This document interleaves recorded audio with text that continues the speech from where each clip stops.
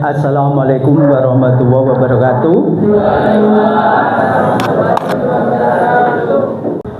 Izinkanlah pada pagi hari ini saya ingin melakukan pengimbasan kepada Bapak Ibu guru semua. Sudah, mungkin dari saya.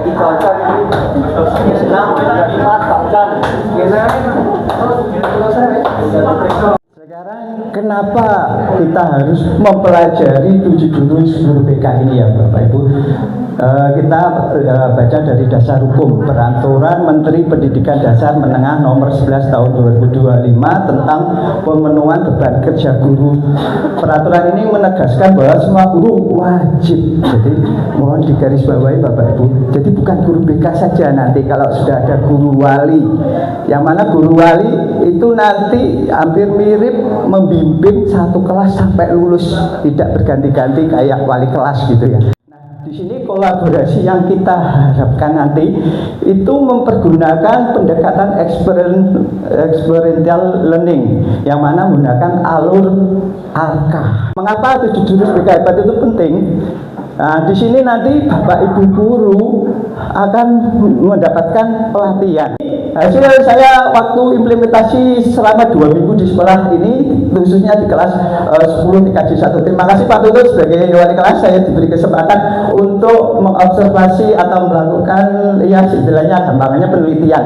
Nah, ternyata mayoritas siswa terutama di kelas 10-11 itu berasal dari latar belakang ekonomi yang menuntut kemandirian. Kemudian data diagnosisnya dari hasil asesmen saya, data awal mengindikasikan adanya dekadensi sosial emosional. Maksudnya anak-anak itu masih labil dalam menjaga emosi. Biasanya kalau enggak bisa menyelesaikan tugasnya, dia itu biasanya ada yang mengalami kayak semacam panas dingin dan sebagainya.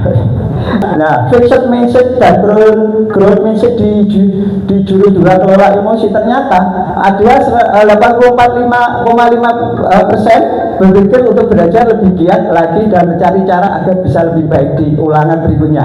Alhamdulillah bagus Bapak. Tapi ternyata ada sekitar 19% merasa kecewa dan berpikir saya memang tidak bisa belajar pelajaran itu. Jadi di kelas-kelas penjenengan, ya mungkin kelas saya ya, kalau kelas Bapak Ibu nggak tahu, yang mungkin bukan BK-nya saya, itu ternyata ada masalah-masalah biarpun sedikit ya, 16%, 13% dan sebagainya. Nah, ini perlu sekali tuntaskan supaya tidak bermasalah. Nah, ini juga pada jurus 3 social emotional learning, ternyata jika saya harus berusaha keras, itu tandanya saya kurang pintar, kurang berbakat. Itu ada 45%. Implementasi jurus 2 kelola emosi di kelas 10 TKJ di alur model STAR situasi, ternyata anak-anak bersemangat sekali. Dan ini anak-anak yang istilahnya ngulur-ngulur kertas ini adalah anak-anak yang tidak bisa menahan emosi Bapak Ibu. Jadi ketika ada sebuah skenario yang saya bacakan, dia langsung ngupuk, bahkan ada yang nyobek habis 2 kertas. Ketika saya melakukan evaluasi dan refleksi bersama rekan sejawat, nah mohon maaf Bapak Ibu kalau ada fotonya di sini langsung aja. Nah, sekarang kita lihat tugas jurus kedua ini mengajarkan teknik praktik, langsung aja.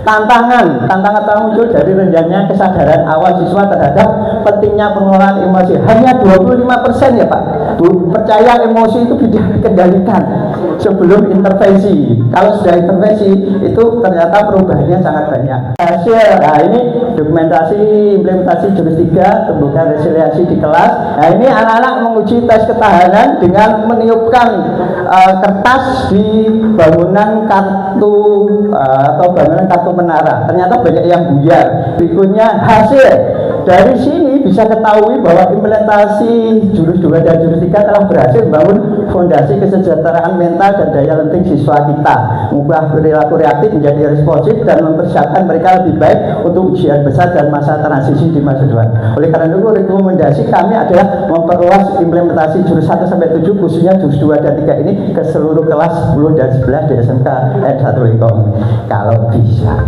Dikelola emosi ini langsung aja. Oke, mengelola emosi dan stres. Apa itu emosi? Saya yakin bahwa sudah paham. Stres juga sudah paham. Cara mengenali tanda emosi negatif biasanya yang paling gampang sulit konsentrasi, sering merasa sedih. Nah, ini siapa Bapak Ibu? Gejala stres, detak jantung cepat, otot tegang. Nah, menurut konsep sel itu mendefinisikan bahwa proses belajar sel itu adalah proses belajar mengenali dan mengelola emosi, menyelesaikan masalah dan mengembangkan relasi. Nah, seperti apa 5 konsep sel itu? Yaitu 1, self awareness, menyadari diri, mengelola diri, mengambil keputusan, terampil, berrelasi. Nah, 5 komponen itu, sadar diri itu seperti apa? Saya bisa mengenali emosi saya seperti senang, sedih, takut, malu. Jadi di sini nanti cara mengatasinya dengan melakukan kegiatan peta emosi, yaitu alat visual yang membantu seseorang untuk lebih sadar dan diri dan mengenali memahami. Oke, seperti ini. Nanti seperti apa ini prakteknya dalam menuntaskan permasalahan siswa? Ini ada prakteknya, ada teorinya Bapak Ibu, tapi nggak mungkin hari ini saya jelaskan semuanya. Ya, ini kemampuan sosial juga nanti ada toolnya untuk membantu siswa agar mempunyai kesadaran sosial yang tinggi. Nah, langsung aja keterampilan hubungan juga ada, pengambilan pemesan. Nah, ini 5 komponen itu. Saat kejadian membuat emosi kita marah, maka biasanya kita langsung marah dan mengambil sebuah tindakan. Nah, cara yang terbaik adalah dengan memasukkan sebelum tindakan itu ada namanya jeda. Di jeda itu diurai lagi menjadi beberapa banyak tool yang nanti Bapak Ibu guru bisa pelajari di lain waktu. Bisa dengan roda pilihan. Jadi jeda tadi bisa memakai roda pilihan. Ketika anak tersebut seperti gini nih, seorang murid yang asik main, tiba-tiba seorang murid menyerobot atau merebut main, itu bisa dilakukan penuntasan permasalahannya dengan roda pilihan di atas. Begitu juga dengan tool EMC2, empati, mindfulness, compassion. Dan kita langsung aja roda emosi sudah. Ini tool saya. Ini juga mengenali emosi dengan mempergunakan telapak tangan Bapak Ibu guru. Jadi telapak tangan ini ternyata ada fungsinya untuk mengendalikan emosi ketika kita emosi itu bisa dengan cara menekan seperti ini. Jempol kita tekuk di dalam, kemudian kita lipat seperti ini. Ternyata antara jari-jari keempat ini dengan jempol itu ada semacam koneksi atau kabel jaringan. Ketika kita marah, gitu ya, kita tekan aja seperti ini, kemudian sambil tarik nafas. Nah, tapi kalau ini nggak kita masukkan ke jari-jari kita, dipendam ke dalam seperti ini, maka akan terjadi yang namanya kekerasan, amarah, kan seperti ini. Kan kolaborasi guru BK dan guru non BK di sini dibutuhkan Bapak Ibu.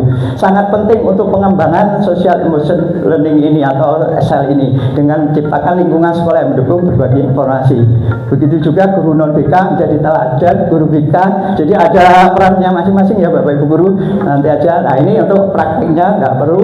Nah, yang terakhir itu bukan resiliensi, ini yang penting. Jadi resiliensi ini kemampuan seseorang bangkit kembali dan pulih dari kesulitan, stres dan trauma yang dialami dalam hidup. Kita pernah dengar siswa SMP bunuh diri saat HP disita, bully. Nah, di sini kita bisa lihat anak-anak kita itu fake message dan baru message itu seperti apa. Bila situasi kesuksesan, maka saya bisa sukses jika punya bakat. Itu kalau fake message. Jadi dia itu melihat sukses itu karena ada bakat, bukan karena ada latihan. Nah, itu anak-anak yang bertipe fake message. Kalau ground message, saya bisa sukses dengan berusaha. Bisa memakai metode teknik burger. Jadi di awal diambil. Kayak tadi itu saya waktu upacara menangkap kata-kata Pak Hamid itu sudah mewakili teknik burger. Cuma waktu apresiasi kedua beliaunya sangat singkat sekali, tapi sudah cukup bagus.